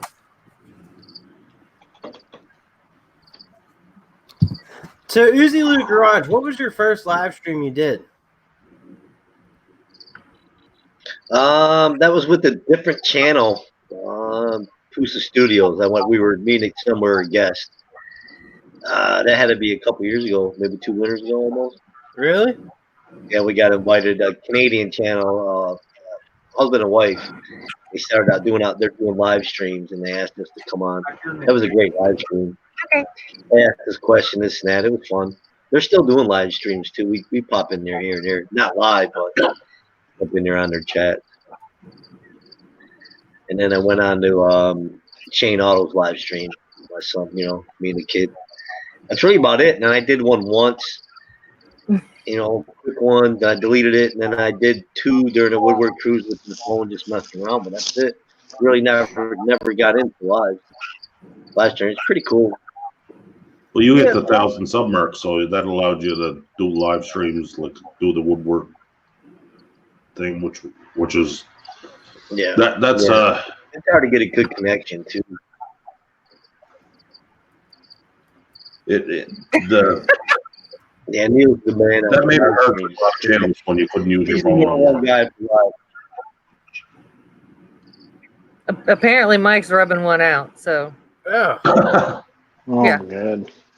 It's kind of strange.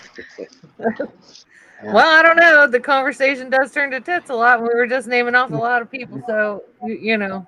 Well, that's my go-to. It's a good icebreaker, He must have Pornhub on his phone. Oh Lord! It's a good thing I'm not bashful. That's true. Yeah. You're in a room full of guys talking about tools, so and work and life. Yeah, I don't know. I worked in a bar so long that I could pretty much get along with everybody, and I deal with pervy people really well. Pervy dudes, it's easy to do. Yeah, it happens. Bartending was awesome though. It was my favorite job probably because you get to say whatever the hell you want. Like nobody's bitching at you, and all you got to do is look good, which I used to. And so the naughtier you are, the more tips you get. I mean, actually, duct tape used to dress me in the shortest skirts possible to go to work, and I made more money. He used to pick out my clothes. It was pretty great. More money. You wouldn't think so, but yeah, he's like, no, wear this one. It's shorter. He said, you'll get more money that way. I'm like, oh my God. We were only just dating at the time too. So it was kind of like, I don't know. It was kind of like one of those things where I didn't think that he would be that way, I guess, at first. So it was surprising. Talking about secrets now. Oh, yeah, you dressing me in shorty skirts. Yeah. Now, did he wear them before he gave them to you to wear? But Oh, yeah, absolutely. No, after. After. No, after. He said after. I wore him first, and then he wore him. He looked good in my clothes. Come on. I can believe that. You should see him rock a pair of Oh, yeah, stilettos. you can believe that. Yeah, I used to like you, Caper. Did you hear that? I used to I like. heard part of it. He said he used to like you. Oh my gosh. Okay. I don't know if everybody else did, but we saw this morning, Mia and Dave posted on Instagram where he opened his cake with the Sawzall. Yes. He should have did that last night on the live stream. Well, he did get on last night and I say feel like something. after Roxanne, he went out there. Is like, yes, a great idea. And he cut it perfectly too. Actually, no. What he did was he came into after he got his little fun time, he came back into the chat and he said that he got permission from the boss to cut his cake with the Sawzall, and he asked if anybody wanted to see, but there were like 6 people in the live stream already, so I think he just did it for Instagram instead. Oh, that kind of, I'd have jumped out if I had seen that. Yeah, I would. If I would have jumped out for that. Yeah, it was funny though. I did get to see it. Yeah, for sure. He's a good dude. Has a fun live stream. This is a fun live stream. I like doing them.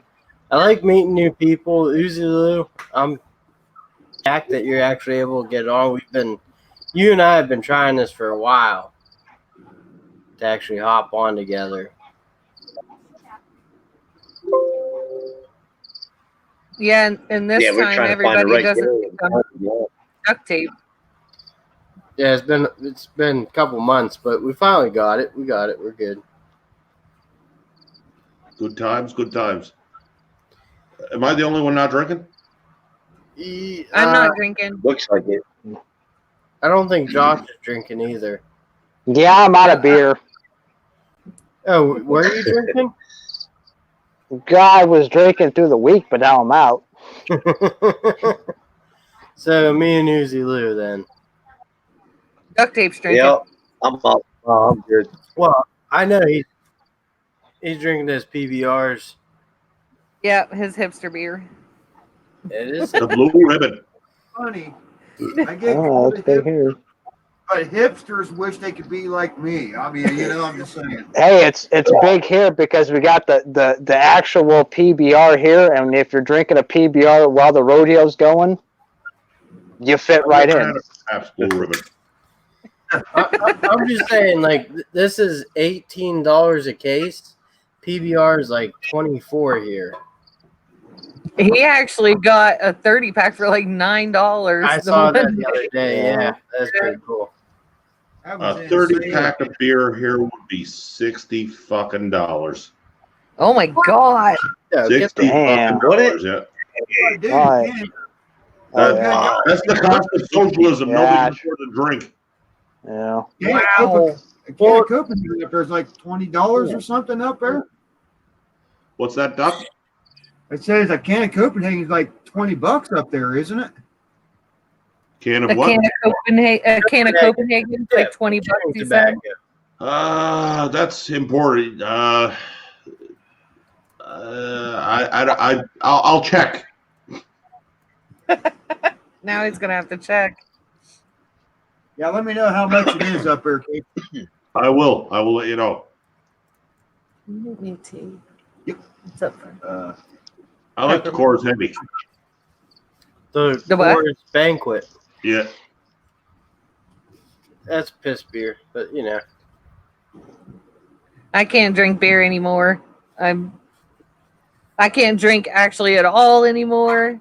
I'm behaving myself. I started my keto diet a month and a half ago, and so I started finally got keto a week ago. Well, they finally got my thyroid fixed, and so now I'm like able to drop weight. I mean, it's not. I've lost almost 20 pounds in the last month and a half. So, I mean, you could starve to death when your thyroid is bunked out, and you would still gain weight somehow. You just look at food and gain weight. And I mean, I'm not used to being this big, and so it makes my pain like that much worse. And so, but I've been noticing as I'm dropping the weight, like my pain level is going down a lot. And so, but that also means no drinking. So, We did the yeah. fat challenge, right, Neil? And the day I got off of that, when we were done, I put 15 pounds back on. Like I lost 15 pounds in the last 2 weeks, just trying to get back to where I was when we stopped. Yeah. Well, It comes off quick. I stopped drinking pop and I stopped eating fast food for just 1 week now, and I've lost 5 pounds. Oh yeah. And Actually, with I'm keto. gonna- Sorry. Go ahead. well, I'm gonna try and get into the keto. I just beer's probably gonna be next month. I'm just gonna stop drinking for a month or whatever. Yeah. And I switched to vodka. yeah, like if I switch to hard, I'm still gonna drink. It's potato. You can't have potatoes. Vodka potato water. You can't have potatoes. There's no carbs in it. I was thinking of getting skinny girl martinis. There you go, baby. No. Keto and water. That White Claw. I'll be drinking White Claws on here. Actually, the one doctor, because I did a lot of research on keto before I started, because with all my health problems, I had to be sure I could do it. And so the one doctor did say, if you're gonna drink whiskey, because it's got less sugars in it. But I was like, no doctor before has ever said drink whiskey, and so I mean, who advocates that? But I always was a whiskey girl anyway. But no, I've lost a lot since getting on here. But you got to give up the the potatoes don't bother me, the corn doesn't bother me, stuff like that. But it's the pasta and the bread. The bread. I've eaten bread every day of my damn life. Like it's a thing. Yeah, I'm trying to cut that out too as well. Like just Now see, my dad does drink. He drinks beer, and so he has just cut out like the other stuff, the other carbs, like bread and pasta and things like that. And he's dropped a lot of weight so far, and he still drinks at night.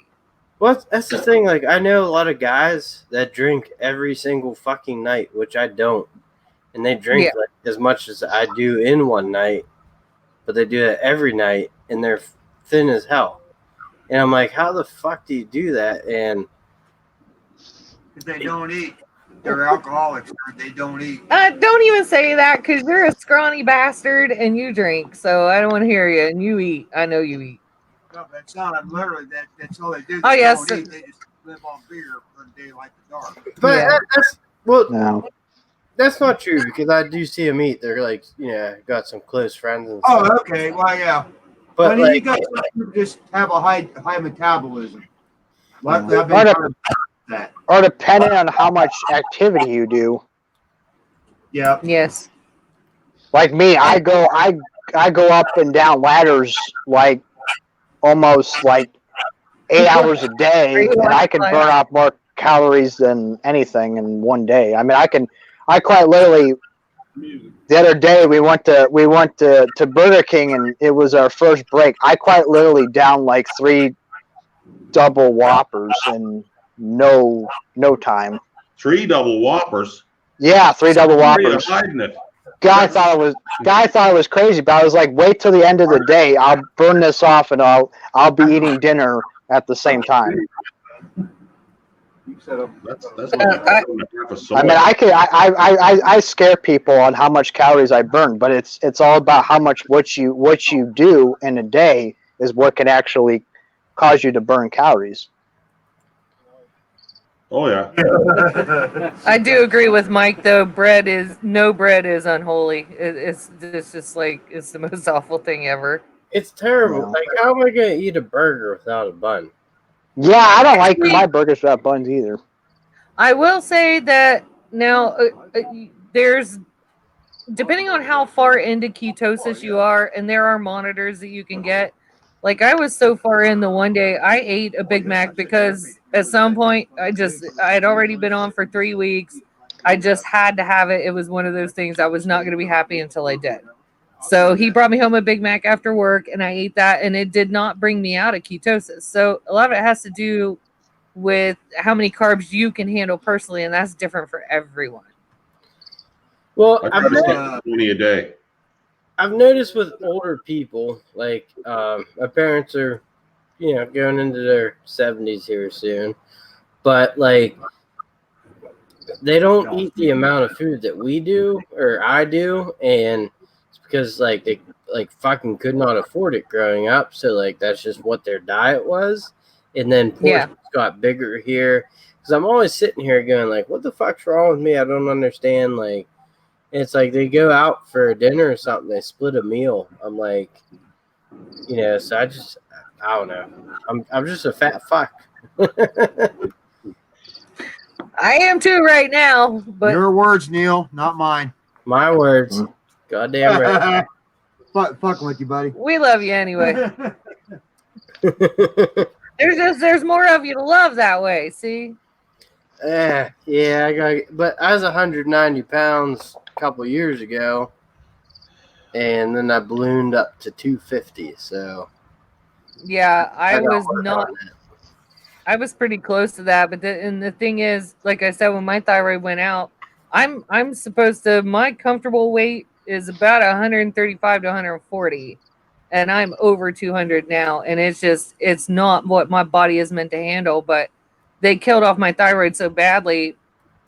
They didn't kill it off, but they bogged it down so much that I just went the total wrong way.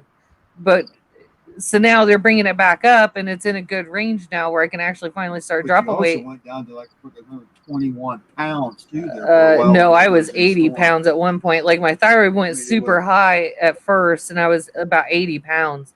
I could eat everything, and I mean, we would go to like Golden Corral or Ponderosa or something, and I could eat and eat and eat, and then come home, and 30 minutes later, I'd be starving to death again. And so then they had to kill it off like in a big way because I was so close to having to have my thyroid literally taken out. But now it's working mostly properly again, so I can actually finally start dropping some of this weight, and it's really helped my pain level like a lot. Yeah, that's good. I've had a few family people with thyroid issues, and once they got those under control, that works. But also, fast food doesn't do anyone any good. No. Yeah, it really doesn't. I mean, it's expensive. It doesn't taste that good. And I grew up with my grandma though, and so I grew up kind of a generation behind people my age a little bit, I guess, because we grew up there a lot, and so when I learned to cook, it's all like home style fatty, it's that kind of country. well, that kind of, yeah, it's very country, very very warm, yummy, fatty food, and so cooking that way while it kept Nate pretty well stocked up. It was like a little too much for me once my thyroid started going bad. So I was so used to cooking that way and eating that way, and it was a no go. Neil, I just want to thank you for having me on, and yeah, well, I think actually, we're almost at the 2-hour mark. I did a long one last night, so I appreciate all of you guys coming on. Uzi Lou Garage, I hope we can do this again sometime. Josh, thank you for joining me. No problem. 4iamcaper, Heartless Fairy, as always, and of course, everyone, in the gosh darn chats. We Yes. appreciate you Yeah, because thanks for having me. That Yeah. was great. I'll do it again. It was fun I chatting hope up with you guys. It's awesome. Me Guys, too, have a great because week. Later. this is All right. technically my first live stream, so I say next Sunday. I'll have to check my schedule. I mean, you guys are free to Next Sunday be hard for me. you know, do but Maybe. I do appreciate everyone coming in the live and in the chats, and see you guys on the next one. Yeah, thanks, Yeah. guys. Yeah, thank you, everybody. Yeah, thanks, All right. guys. Everyone, have a great week. Yep. Later. Later.